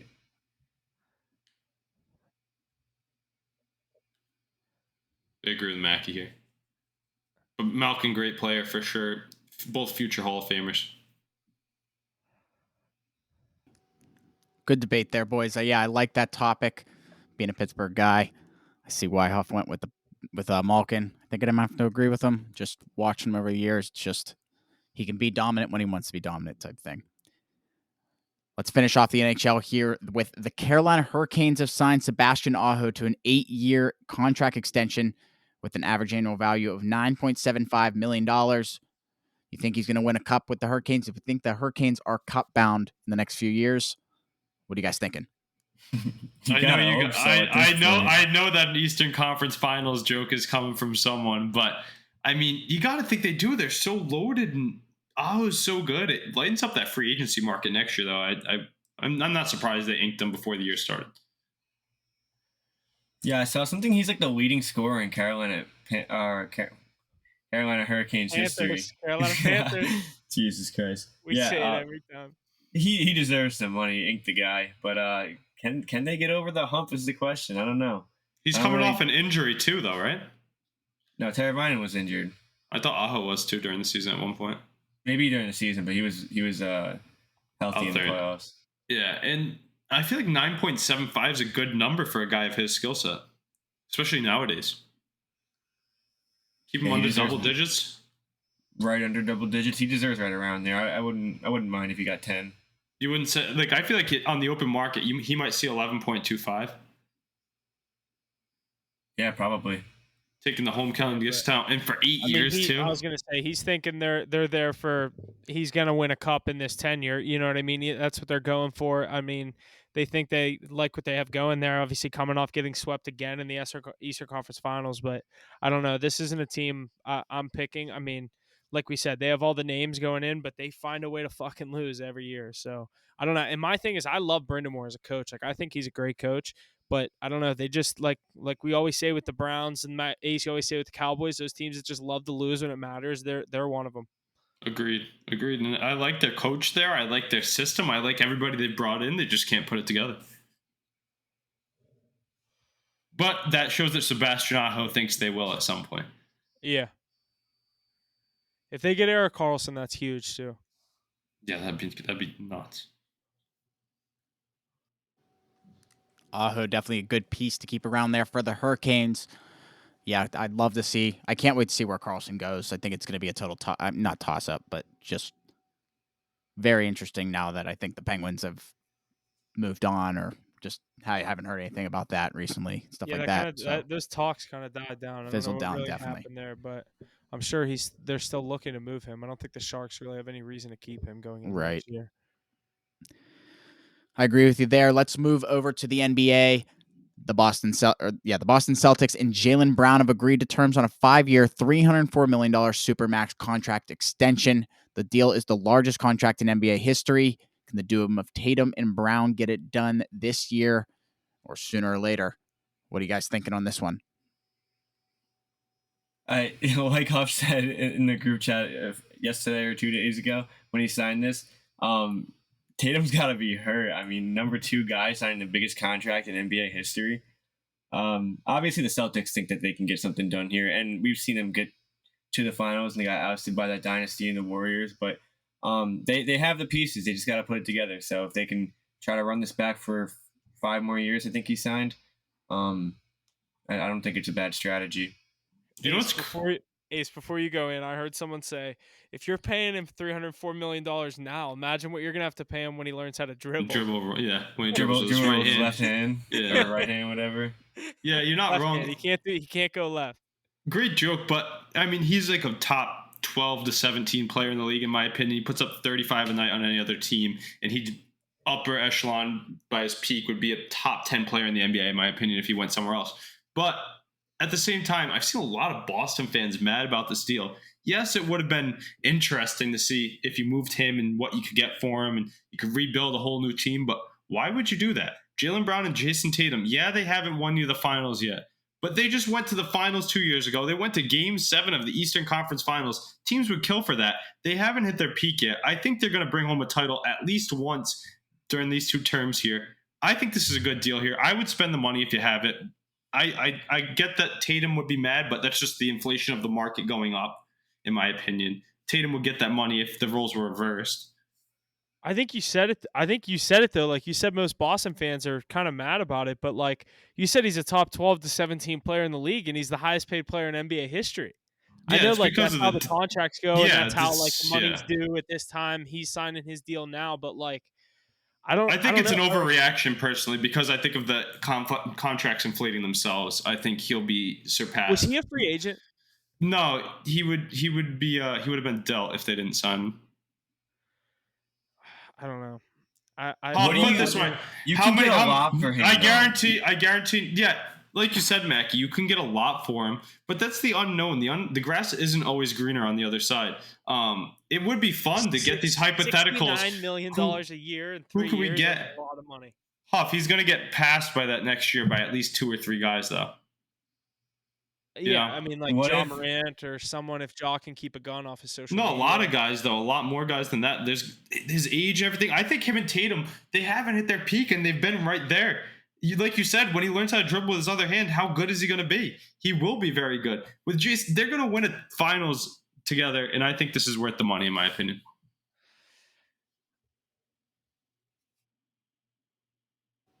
Yeah, we'll see. They definitely need a championship though. They need a ring for this to be worth it. But the good thing is they Because- have a lot of time to get it. It's not like it's a 1-year window. Yeah, definitely. They do have a lot of time, but they got to get there. I don't think they're going to get there next year. I don't There think was a Porzingis is. I was hearing rumors the that he was answer. going to go to Atlanta, and I was kind of hoping he went to Atlanta. I thought that would have been a fun situation for him. What if but- you got Dame? Yeah, Sent him over to but Dame Portland. didn't want to go to Boston. Yeah. You're right. It was fun. I liked following those rumors. I was even intrigued. I was like, I wonder where you get if you move Jaylen Brown. But you can't be mad when you keep Jaylen Brown and Jason Tatum together for a while. That's a pretty good tandem. That's the NBA, though. It's fun to keep the. It's like that's the NBA. There's rumors all the time. These guys just move around like 24/7, so it's not crazy to be like, could the Celtics move on from Jason Tatum after next year? It's like, yeah, it sounds like a crazy thing to say, but like in They the could. NBA, nothing is fucking out of hand. But it Like, is cool, Huff. It is cool you- that these 2 drafted guys, like they've been drafted to Boston and they're still there and they're signing to stay Oh there. yeah, that's what I mean. Like that's the thing that I love and hate about the not having my own NBA team in Pittsburgh is like, one, I don't have like a true team. You know what I mean? Like I just kind of root for the guys I like. But 2, these guys fucking move around so much. Like half the time, like if you're not a good team, your team is changing so much every year, year in and year out. It's almost like college basketball with how many guys come and go. Yeah, you're not wrong there. And I just wanted to bring this up. Do you guys think Jaylen Brown is the best second option in the league? oh, easily. It's No, Oh no, basically just him Anthony or Devin Davis. Booker. No, Anthony Anthony Davis? Davis. LeBron, whoever you're considering the one there, That's got to be the best one, I think. that's actually. 1A, 1B. Yeah. It's a top 3. It's a top 3 second option though. You can And look at with- Tatum and Brown as 1A and 1B. But you know what else though? It's like the age versus each other though. Like the second option for the Lakers, we'll say the second option is LeBron. It's the age difference is crazy. That second option is KD or Booker. Like one of the 2 is It's Booker. old. No, I know, but like I'm saying, one of that top 2 is a lot older. Like JT and JB is really young. Like that's nice. I'm taking. I'd even right now. I'd probably. It kills me. I'm probably not right now. I'm thinking of just like other duos, but like Luka, Kyrie. Right now, I know Kyrie hasn't been that good there. You're but not. like, You can't put Kyrie up there right now. Obviously, with skill wise, you can put him over him probably, but the availability and it's just a factor of him. I feel like he brings teams down and everything. I was looking at just like who's the true best like second option. Best Hooper is different. LeBron AD is the only one I think I'd take. But I am taking Jaylen Brown over Devin Booker. Me too. I wasn't thinking that's what I was going to say. But I will take Jaylen Brown over Devin Booker. They're very close, and they're definitely like right next to each other. But you said Jaylen Brown 12 to 17 in the league. I definitely put him more towards that 12. Interesting. I'm pretty high on Jaylen Brown. I think age two. He plays on both sides of the floor. Mackey's high on Jaylen Brown, but he's not as high on Jason Tatum. He has Tatum towards the bottom of that top 10, but Jaylen Brown towards the top between. Bottom of the top 10. I think he's like top 4 easily. 4. No, am I pretty spot on saying that? Yes, you're 100% spot on. Huff, where do you have him then? You think it's a good overall? It's a top 12. Like both of them are in the top 12, but you don't have Tatum in your top, maybe even 6. 5. I don't want to sit here and think right now, but yeah, he's probably right around 7. Yeah, 6 or 7. That's what I was saying. I knew he was big on Brown. But the ceiling for Tatum is insane. Yeah, definitely. Tatum's him. I mean, he's definitely at the end of the day, he is your main priority in Boston. But Huff, you hit it the nail right in the head.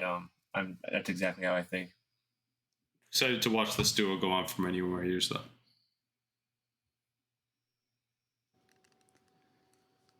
Good stuff there, boys. Just like the NHL, the NBA is fast approaching, and we're ready for that when it comes to October there, or late September. So we'll get into that more as the weeks approach. Let's jump into some college football. We're just about a month away, I think, from the start of college football. So back in the world of college football. I love it. Yes, sir. Time to get geared up for that. The point I have here, Michigan and the NCAA are negotiating a resolution to an investigation into the Wolverines' recruiting practices that will result in a 4-game suspension for coach Jim Harbaugh. Sources told Peter Thalman. I'm going to say Thalman, but it's Thamel. What are you guys thinking about this one? Wolverines are on the docket here for our college football. What do you think?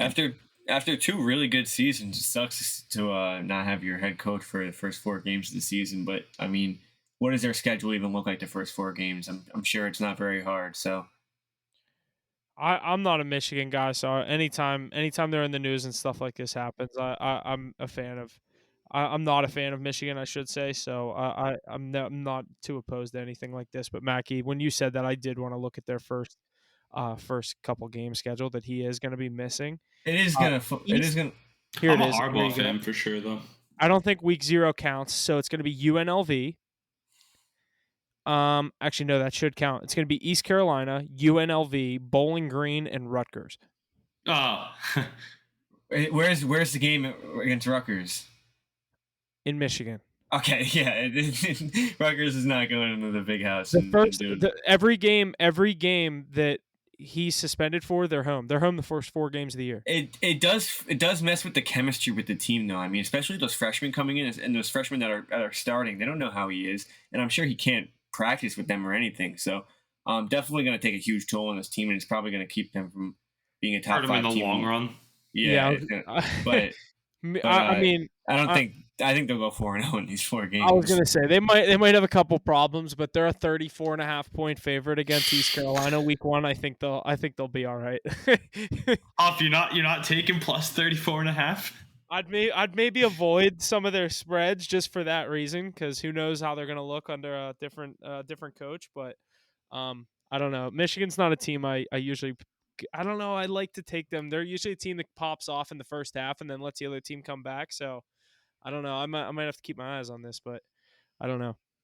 No, I don't see too much value in taking East Carolina. I don't know too many guys they got coming into this year. Probably someone you know. Yeah, probably. Your buddy Joe. Your buddy Joe just committed there. Probably someone one of us 3 or 4 went to high school with. Whoever gets on the bus or the plane to go to Michigan can play for him that week. Michigan could send their second, third team, and it would probably still be a 17-point spread. Without a coach. Yeah, without a coach. It's in Michigan. I know you boys are excited for college football, and we will get to that more as we approach that season. We're very, very closer than the NFL, closer than everything else. Huff's handing me here another point. Colorado is leaving the Pac-12 for the Big Ten. They're set to announce tomorrow. Sorry, for the Big 12, I'm not reading. I'm reading on. Colorado is set to announce tomorrow that it will leave the Pac-12 and join the Big 12, with the move expected to come as early as 2024. This one came together quickly despite rumors for months that Colorado could look to make a jump over the Big 12. An announcement is expected to come tomorrow. Big 12 meeting tomorrow to address expansion and dire situation with both UCLA and USC set to leave next year and no TV deal agreed upon yet. This will make them the 13th member of the Big 12. Whew. Pac-12 is falling apart. It's the I only was going to thing. say, Seriously. it was looking like the ACC was going to be the one that slipped out of the Power 5, and now it's about to be the Pac-12. Definitely. Oregon's got to get out of there next. That Big 12 is getting pretty good now, though, no? They're just adding. I wouldn't say I like they're the getting, ads. I like their ads. Those are up-and-coming Houston, teams. BYU. Didn't they add Cincinnati? Cincy, yeah. I like Colorado as well with Prime, right? I don't like it from a West Virginia fan standpoint. I think it's cool you get to play some different teams now. I like watching those guys on Saturdays, Cincinnati and Colorado, that is. So it'll be nice to see them join. See, back to Jaylen Brown real quick. I just saw this on social media. Jaylen Brown will receive $7,777,007, just a bunch of sevens, on July 1st each year of his contract in honor of his jersey number and his Juice Foundation. So that's yeah. He did the Bobby Bonilla type deal. I was gonna say this is the next Bobby Bonilla day. Every July 1st, we're gonna be seeing Jaylen Brown get $7.77 million, and he gets his whatever. It'll look a lot better if it has a ring or two next to it. Yeah, that's going to be a big if. Yeah, boys, good stuff there. Another addition to the Big 12 there, as Huff let me know. College football right around the corner. We're ready for it. Let's move into some stuff happening across some of the other sporting ventures. First one, sadly, Bronny James was hospitalized after suffering cardiac arrest during a USC practice. He's now in stable condition and no longer in the ICU, but we're hoping for the best for him. Hope he can continue playing the sport as quickly as possible. You guys got any comment on that? It just sucks. It's terrible. I really hope his career's not over, because if it's like an underlying heart condition, that could definitely end his career. Yeah, this was tough. Whenever I saw this, I was like, I kind of like, I hate in the world that we live in. I assumed this was like fake or something, but then I kind of looked into it more and saw it. This really didn't make the news the day of. They said it was the day after. The day after. So that's why I was kind of confused and stuff. But when I ended up seeing it, obviously that's a tough situation. As we're all I'm a huge LeBron fan, and I'm waiting to see the day where I get to see LeBron and Bronny play on an NBA team, and just hoping that day is still out there and possible somewhere. So hoping he has everything that he needs to a speedy recovery and get back on the court maybe sometime for USC this year. I was really looking forward to that, but like I said, the bigger picture is what matters with him. I mean, his path to the NBA is set. I just think his health is the biggest thing right now, because like Mackie said, if there's some underlying condition or something, this messes up his career, that's a huge shame for something that we've all been looking forward to. I feel like we've been talking about Braun and Bronny. He's going to go to the Orlando Magic. He's going to go to the Atlanta Hawks. Like, all these teams that LeBron's going to go to just because Bronny gets drafted by him, and then this could change the whole picture of everything. Since Bronny was like 12, bro, I think everyone's been looking forward to this. So this really is not anything you want to hear, obviously, but it's just crazy. An 18-year-old going into cardiac arrest, you just don't hear that. Yeah, you shouldn't be hearing about that stuff. Definitely something not good. Hopefully he returns to the court as soon as possible. Mackie, do you know if he's still in the hospital? I know he's not in the ICU. No, he was discharged. Okay. Well, that's good at least. Definitely good news there. Let's shift our focus over to some soccer news. Lionel Messi only needed 58 minutes to score his first 3 goals for Inter Miami in the MLS. Nobody's surprised at the domination for the world-class superstar. he has displayed so far in the U.S. Here's a stat that jumped out to us: the first player to score against 100 different teams, and he has scored or assisted against 111 teams, and he's played 115 in his career. So that's just mad crazy. Obviously, he's dominating out here, having a good time. Fun to watch. What do you guys think? Have you seen any clips or anything like that? Yeah, definitely. I feel like every time I open my phone, I'm seeing Lionel Messi scoring a goal or two in the MLS. He's taking it by storm. It doesn't even look like he's trying. I was gonna say, I forget the guy's name that said he was gonna come over here, and these guys like to think the MLS is hard, and they come over here and usually struggle. Like, he was being the one hater for Messi coming here, and obviously I like Ronaldo, I like Messi. I'm not the biggest soccer guy, so I'm not gonna get into that debate. So I just root for the stars, and when I can watch them, now I'll get Lionel Messi on TV in the Eastern time zone in Miami. Like, I'm actually gonna start tuning in to soccer games. I think like they look electric on the social media clips I'm seeing, and I mean, when you can see a world-class, arguably the best soccer player of all time, I think this is must-see TV. Like, Ace, you said it last week. Anytime LeBron's on, it's must-see TV. I'm starting to get to that point with I'm gonna have to start tuning into some of these Miami games. I really think so. At least while I just have baseball on. Until football comes on, I might need this for a little bit of a fix. I don't watch a lot of soccer, but isn't this like McDavid going to like the OHL or something? Like, isn't the MLS terrible? It's like McDavid going to the KHL. Not worse than that though. That like, I feel like the MLS is terrible compared to those European leagues. I don't know why. Like, I mean, I expect him to tear it up, right? Do we not? Yeah. No, but every game he's scoring goals. Like, that's tough to do in soccer. And yeah, definitely. I expect him to get even better though. I expect to get even better. I expect more. The odds for him to come in, he came in, the leading scorer in the MLS had 13 goals. The odds for Messi to be the leader at the end of the season was only plus 375. To catch him, he's already has a 13-goal deficit, and boom, he's already has 3. It's right down to 10. I don't even think that guy scored since Messi's been in the league. He's shaking right now. I'm not even kidding. It's probably like down to 225 already, just because of the start that he's had in 2 games. Yeah, it's insane. He didn't even play the whole first game. He came in, did a fucking penalty kick or whatever. It's a free kick, and puts it right in easily. That was disgusting. That was so gross. Yeah. He's a dog. And like his goals the other night too, I just saw the highlights of him, and he just easily walks through the whole field. He goes from like his own side to the attacking box, gets it right back, easily just taps I will it say in. what's crazy to me about the MLS is like you see these clips of these games is like their stadium doesn't look that big. Do you know how big it is? No, I don't know. So I'm going to look this up. But yeah, it's probably the seating around it. Yeah, I think it's all like bleachers, so it probably seats a lot of people. 21,000. It's definitely only like one bowl then. It's here, look, I'll show you. It's like a bunch of bleachers. It's not. It's like a soccer stadium. Like, it's a bunch of bleachers and they're just covered.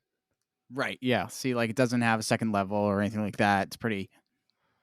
in the past 2 weeks, they've been approved for a new stadium since Messi signed there. Yeah, all the money they sold in the tickets, though. Didn't we already say this a few weeks ago when he signed? They sold out or something like that. Dude, you should see the renderings for this new stadium. They skyrocketed up to the tickets went up to like $350 from like less than $50. I'm sending this picture of the renderings for this stadium to you guys in the group chat. This is crazy. It looks like they should be playing in like the fucking Champions League. Just know that Miami is a hotbed for soccer as it is, though. They host a lot of international teams there as well. But just expect more Lionel Messi news to come as we see him light up the MLS.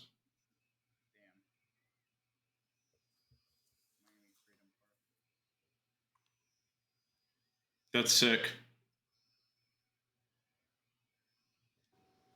I feel like it's every couple of weeks we keep talking about soccer.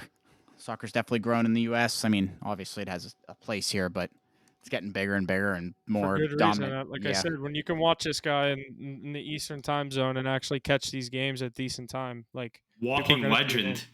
Yeah, like I said, it's like you said, LeBron's must-see TV. I have to catch a couple of these games because I didn't watch them a lot other than the World Cup. Like, I just got a ESPN headline: Bronny James family. They act like they don't know LeBron James family. Bronny James family, USC, and the hospital have made no new comments on his health 2 days after suffering cardiac arrest. So he is still in the hospital? I don't know. It says no new comments. I thought I saw that he was discharged, but I could be wrong. Maybe it was that he left ICU. Yeah, I mean, he's not in ICU anymore. I think he might still be in the hospital with that, from the way that sounds.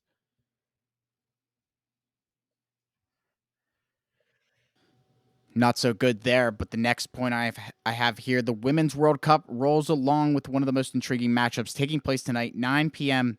between the United States and the Netherlands. Good luck to Team USA as they look to reclaim the gold for the women's there. Very impressive. They're making it there just year in and year out, honestly. Is this? I'd throw Is on this this one like- tonight. It's on tonight. I was gonna say, are we like a big favorite? You're minus -155. 140. I have minus 143, actually. I just took it. I see -155. I might just throw like $150 on that. Yeah, I know. I like them tonight. They win all the time. That was like my favorite bet to do the last time they were in the World you Cup. actually know much about it, or are you just taking? No, I always do. Just their dominance throughout the past few. They're like back-to-back Yeah, champions. there's no way they lose. Okay. This is the toughest matchup out of all of them, Mackie, or one of them. It's a gambling podcast, Dude, Mackie. My next top 3 was going to be top 3 things not to say to someone that has a bet pending. Yeah, I know. That already has it locked in. Me. Nah, there's no way. They're too dominant. The last time I heard that was the longest game in college football history. My buddy jinxed it when LSU played Texas A&M, and that game ended 2 times and it got overturned. Oh, Never it's check because it you're betting on the regular time. Oh, okay. So that's not a given. No, but I'll still take that. I have minus 143. It's not a bad line for Team USA Women's. They're a powerhouse. They win day in and day out of this tournament. Well, good luck. Thank you. I've seen worse bets on the MLB card. Good stuff, boys. The last point I have here, the UFC Summer Heat is back with another great card, headlined by Dustin Poirier and Justin, I don't know how to say that. Gaethje. And Justin Gaethje will update you next week on how this highly anticipated matchup plays out. I don't know how to say that. That was perfect. I'm eager to hear if any of you guys have a lean towards this, or if you'll end up watching or throwing on this. I don't know enough about UFC, and I think I've lost like 96% of my UFC bets. So, Huff, you have any thoughts on this? Ace, do you know who what the betting line is on it? Don't tell me. Yeah, I think I do. Is Poirier the favorite? Yeah, so slight. Yeah, okay. Gaethje's so hard to bet against. I mean, they both are. But This is a tough one. Poirier. This is a tough one. I lean Poirier, but a lot of my UFC guys have told me Gaethje at plus 125, 130 is a good bet. I like Poirier, though. I'm a fan of the Diamond. I took him when he beat Conor McGregor, and he was 10-1 odds. But there's some good fights on the undercard, too. I think Pereira's fighting. And then Pereira's the fight right before him. Yeah. It's a good card. And the cards Derek are good Lewis, for the next few weeks. Kevin Holland. This is a good card. Yeah, there's a lot of names on this one. Should be interesting. This is Saturday. Yeah. I might have to go watch this actually. Like Yeah, I'm such a casual UFC fan nowadays, so. But like, this is bigger one of the cards ones I you got to tune see, in Huff. for. Yeah, this is one of the ones you got to tune in for. But my thing with UFC is like, yeah, I guess any underdog is an underdog, and you're getting value there. But I think with UFC, like, yeah, that's a bigger fight. Either of these guys could win, but when I take underdogs in the UFC, I like it to be like a pretty 3 to juicy 1 at underdog. least. Yeah. Like Mackie, what you took that Duplessis guy 2 weeks ago? He was like 285. Like that's that was a nice hit. My boy gave me Yeah. that too. That was like the there's first nothing better UFC than bet I've cashing ever like hit. I was gonna say there's nothing better than cashing like a big UFC bet on like a knockout and the dude just fucking whole body just drops over. You're like, let's go. Usually I'm on the other side. My best bet is the UFC bet in my life is the Dustin Poirier over McGregor when it was the plus 1,000.